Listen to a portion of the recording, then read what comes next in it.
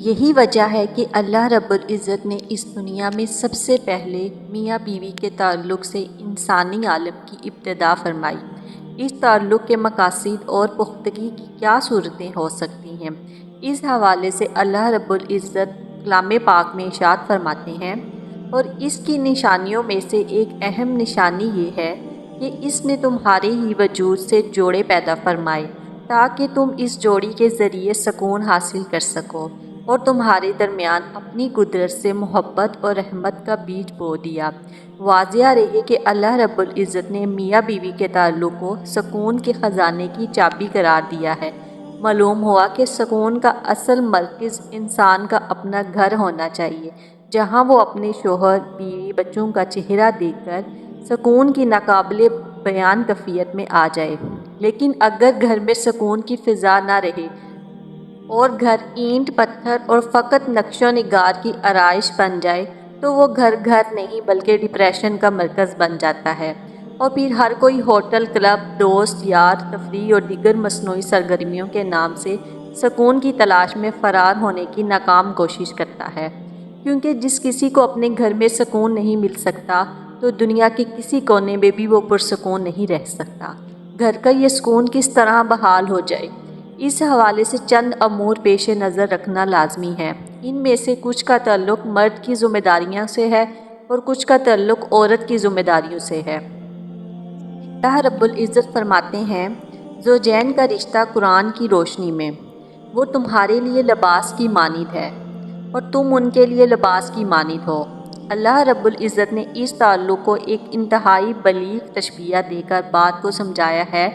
کہ میاں بیوی فقط رسمی تعلق کا نام نہیں بلکہ لباس سے تشبیہ دے کر سمجھایا کہ لباس انسانی بدن کے لیے کئی اعتبار سے اہم ہے، مثلاً ستر، عزت، تحفظ، صحت، تہذیب، زینت وغیرہ۔ یعنی جس طرح لباس ہمارے ستر کا ذریعہ ہے، یہ رشتہ بھی ہمارے عیوب کی حفاظت کا ذریعہ ہے۔ جس طرح لباس کی زینت عزت بخشتی ہے، ایسے ہی یہ رشتہ عزت افزائی کا ذریعہ ہے۔ جس طرح لباس ہمیں سردی گرمی سے محفوظ رکھتا ہے، اسی طرح لباس بھی ہماری عزت و زینت کا ایک مجموعہ ہے۔ ٹھیک اسی طرح میاں بیوی کا معاملہ ہے، ان کی عزت، ذلت، ان کا مقام ایک دوسرے سے وابستہ ہے۔ ان دونوں میں ہر ایک کے ذمے ہے کہ وہ اپنے رشتے کو دھوپ، سردی، گرمی، بارش، حادثات اور آفات سے بچا کر رکھے۔ اچھا، لباس سے متعلق اہم بات یہ ہے کہ ہمارے لباس پر اگر راہ چلتے کوئی کیچڑ، گند یا داغ لگ جائے تو ہم افسوس کا اظہار کرتے ہیں اور اسے پھینکنے، پھاڑنے یا اس حصے کو کاٹنے کے بجائے بہت خیال کے ساتھ فوری طور پر صاف کرنے کی کوشش کرتے ہیں۔ ٹھیک یہی معاملہ میاں بیوی کے تعلق کا ہے کہ انسانی فطرت کے سبب اگر کوئی انبن، جھگڑا، اختلاف یا ناراضگی ہو جائے تو ان کو اپنے گھر کا خیال رکھتے ہوئے اس اختلاف کو فوری سمیٹنے کی کوشش کرنی چاہیے۔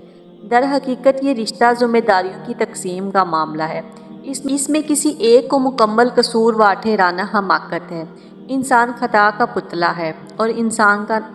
نام ہی ناسیان سے ماخوذ ہے، جس کا مطلب ہے اس کی فطرت میں بھلکڑ پن اور غلطیاں کرنا موجود ہے۔ لہٰذا جس طرح شوہر ایک انسان ہے، اسی طرح بیوی بھی ایک انسان ہے، اور انسان ہونے کے ناطے دونوں کو اپنی کارکردگی پر نظر رکھنا ضروری ہے۔ ایک بیوی جب 5 وقت نماز کی پابندی کرے اور رمضان کے روزے رکھے اور اپنی عزت و عصمت کی حفاظت کرے، اپنے شوہر کی خدمت کرے، تو اس کی اجازت ہے کہ جنت کے جس دروازے سے چاہے داخل ہو جائے۔ اس حدیث میں آپ علیہ السلام خواتین کو ایک بہت بڑی بشارت سنا رہے ہیں کہ جنت کے تمام دروازے ان کے لیے مکمل کھل جائیں گے، لیکن بدلے میں مطالبہ کسی لمبی چوڑی عبادت کا نہیں کیا جا رہا ہے، بلکہ فقط فرائض کی ادائیگی، جس میں نماز اور روزے کی عبادتیں، اور اپنی عصمت کی حفاظت، جس میں پردہ خاص طور پر شامل ہے، اور آخری اہم بات اپنے شوہر کی خدمت ہے۔ اور شوہر کی خدمت میں وہ تمام کام آ جاتے ہیں جو ایک بیوی اپنے گھر میں انجام دیتی ہے، جس میں بچوں کی پیدائش، ان کی تربیت، کچن کا انتظام، صفائی کا انتظام وغیرہ شامل ہے۔ حیرت کی بات ہے کہ جن کاموں کو خواتین خالص دنیاوی یا رسمی سمجھتی ہیں، وہ ایک روٹین یا عادت یا بعض اوقات مجبوری کے تحت کرتی ہیں۔ اس خالص دنیاوی عمل کو دین اسلام ایک عظیم عبادت قرار دے کر اس کے بدلے اتنی بڑی بشارت سنا رہا ہے۔ اور اس اظہار میں کوئی بھی پابندی نہ ہو، یہاں تک کہ زوجین آپس میں معاہدہ کر لیں کہ ہمارے بیچ کوئی بھی مسئلہ ہوگا، ہم دیگر افراد کو بیچ میں لائے بغیر بلا تردد اس کو ایک دوسرے سے ذکر کریں گے۔ عین ممکن ہے کہ مرد کو اپنی ماں بہن کے متعلق بہت سی تلخ باتیں سننے کو ملیں، لیکن وہ یہ سوچ کر سنے کہ اس کے ذمے خدمت، رضاعت، حمل، تربیت کی بہت سی ذمہ داریاں ہیں، اور یہ ان سب کے باوجود طعن و تشنیع کے تیر بھی کھاتی رہتی ہے۔ لہٰذا اس وقت اس کے دکھ درد نہ سنو تو اور کون سنے گا، لیکن احتیاط لازم ہے کہ فقط سنے اور سنتا جائے، بار بار سنے، لیکن اس شنوائی پر کوئی بھی رد عمل کا اظہار نہ کرے، ورنہ اپنے بیوی بچوں کی فکر میں وہ حد اعتدال سے نکل کر والدین اور بہنوں کے حقوق غصب کرے گا۔ ٹھیک اسی طرح اپنی والدہ محترمہ کے پاس جائے تو وہاں بھی اہلیہ کے متعلق فقط سننے پر اکتفا کرے، اگر رد عمل کا اظہار کرے گا تو اپنے گھر سمیت خود بھی ٹوٹ جائے گا۔ ایک اہم اور آخری بات یہ ہے کہ اپنی بیوی کا مزاج سمجھنے کی کوشش کیجیے۔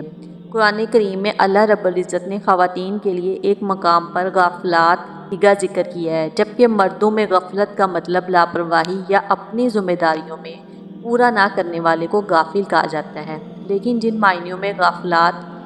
یا عورتوں کے لیے قرآن میں استعمال ہوا ہے اس کا معنی ہے بھولی بھالی یا ایسی عورت جو حد درجہ ہوشیاری نہ جانتی ہو بلکہ سیدھی سادی اور انتہائی مخلص مزاج ہو، جسے ہر بات کی فلسفیانہ وجوہات اور تہ میں جا کر سمجھنا نہ آتا ہو۔ اندازہ لگائیں کہ اس عورت سے مرد بار بار یہ شکایت کرتا ہے کہ تم بات نہیں سمجھتی، تمہیں عقل نہیں ہے، تم ایک ہی بات بار بار کیوں کہتی ہو،